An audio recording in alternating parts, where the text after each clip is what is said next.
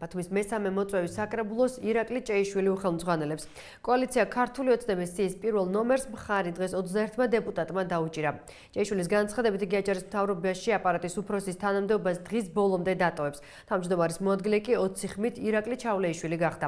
საკრებულოს თავმჯდომარსა და მოადგილეს მხარი კოალიციის დეპუტატობის გარდა სხვა ოპოზიციური პარტიების წევრებმაც დაუჭირეს. ფარულ კენჭისყრაში მონაწილეობა არ მიუღია ერთიან ნაციონალურ მოძრაობას.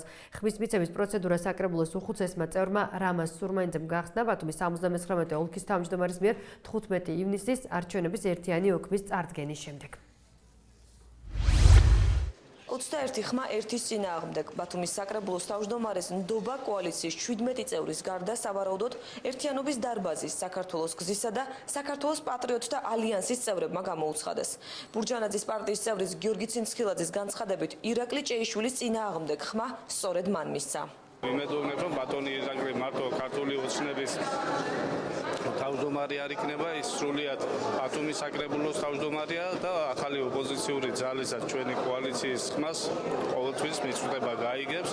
ამდვილად მოსვენება არ ექნება ხელისუფლება. ჭეიშვილის კანდიდატურას მხარი დაუჭირა გიორგი კაკაბაძემაც, რომელიც საკრებულოში საქართველოს გზას წარმოადგენს.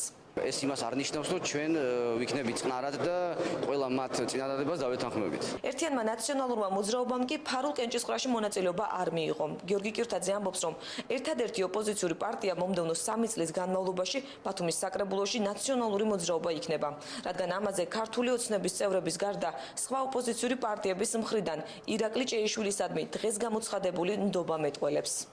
ვინც ოპოზიციური პარტიების სახელებით არიან შემოსულები, დღეს მხარს უჭერენ საკრებულოს თავმჯდომარის პოსტზე ირაკლი ჭეიშვილს, რაც მე ვფიქრობ, ძალიან ცუდია ზოგადად. იმიტომ რომ ეს ნიშნავს იმას, რომ უმრავლესობა 17 კაცი კი არ აყავს იმას, რა ქვია, ქართულ ოცნებას, რეალურად ყავს მინიმუმ 21. საკრებულოს ხდომაზე დღეს თავმჯდომარის თანამდებობაზე სხვა კანდიდატი არ წარუდგენიათ. ის რომ კოალიციაში ბოლო დღემდე არ იყვნენ შეთანხმებული, ვინ იქნებოდა მათი კანდიდატი, ამას ქართული ოცნების წევრი ლევან კინწურაშვილი არ უარყოფს. ბუნებრივია კოალიცია 6 სუბიექტისაგან შედგება, ყველას აზრი უნდა იქნეს გათვალისწინებული, რაც შესაბამისად აისახა დროსთან მიმართებაში. ბუნებრივია არსებობდა კანდიდატები, თუმცა ამას საუბარი უკვე ჩემი მხრიდან აღარაა მიზანშეწონილი. განიხილებოდა საკრებულოს უკვე ყოფილი თავმჯდომარის ირაკლი ჩავლეიშვილის კანდიდატურაც. ჩავლეიშვილს საკრებულოს თავმჯდომარეობის სურვილი არასდროს დაუმალავს, თუმცა დღეს ამბობს, რომ გუნდური გადაწყვეტილებებისა და მუშაობის მომხრეა. იგი დღეს 20 ხმით ირაკლი ჭეიშვილის მოადგილე გახდა. საკრებულოს თავმჯდომარე არ დავადებულო არ, არც მოადგილედ ვაპირებ სიკვდილს და გავკადნიერდები და ვიტყვი 2-20 სიტყვით შედარებისთვის სტატუსი არ არის მთავარი. მაგალითად, ყველაზე დიდი საკრებულოს წევრი ჩემის აზრით იყო გრიგოლ ვოლსკი და ის იყო მოადგილე და დავით კლდეაშვილი იყო ერთ-ერთი წევრი. ვინ იქნება საკრებულოს მეორე მოადგილე? ოპოზიციამ ჭეიშვილს საქართველოს გზის წევრის გიორგი კაკაბაძის კანდიდატურა შესთავაზა. თუმცა საკრებულოს თავმჯდომარემ საკითხი განსახილველად მომდევნო სხდომისთვის გადადო. თვითმმართველობის რეგლამენტში მეორე მოადგილის თაობაზე ჩანაწერი არ არსებობს, თუმცა დეპუტატებს ამის უფლებამოსილება აქვთ. ცალკეულ მუხლებში, პუნქტებში აღნიშნულია, რომ საკრებულოს თავმჯდომარეს ყავს მოადგილე, ცალკეული მუხლები, პუნქტები კი მეტყველებს იმაზე, რომ საკრებულოს თავმჯდომარეს ყავს მოადგილეები მრავლობებში. ამდენად სანამ სხვაგვარი გადაწყვეტილება, ანუ ეს ჩანაწერი სანამ პარლამენტის მიერ არ გასწორდება და არ დაზუსტდება, სამართლებრივად კეთდება დასკვნა, რომ საკრებულოს გადასაწყვეტია ერთი მოადგილე ეყოლება საკრებულოს თავმჯდომარეს თუ ერთზე მეტი, ანუ 2. 2014 წლის მოწვევის საკრებულოს პირველი სხდომა 2 საათში დასრულდა. ახალმა თავმჯდომარემ ახლა უკვე მისი მოადგილე ირაკლი ჩავლეიშვილის კაბინეტში გადაინაცვლა. განაცხადა, რომ საკრებულოს აპარატს რეორგანიზაცია შეეხება და შეიცვლება კომისიების დარგობრივი მიმართულებებიც.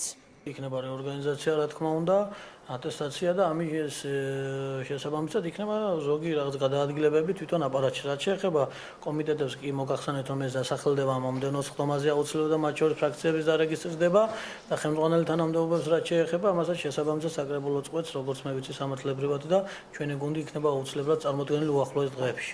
ბათუმის 2014 წლის მოწვევის საკრებულოს მეორე სხდომა სავარაუდოდ 2-3 დღეში გაიმართება. მეორე სხდომაზე აირჩევენ კომისიების თავმჯდომარეებს, ასევე შეიქმნება ფრაქციები. საკრებულოში კოალიციიდან 3 ფრაქციის შექმნა იგეგმება. ფრაქცია შექმნიან ნაციონალური მოძრაობის წევრებიც.